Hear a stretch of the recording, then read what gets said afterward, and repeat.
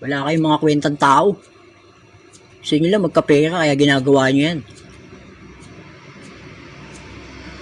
Tandaan nyo yung ginagawa nyo na yan. Pag may nangyari sa matanda kayo talaga singgo.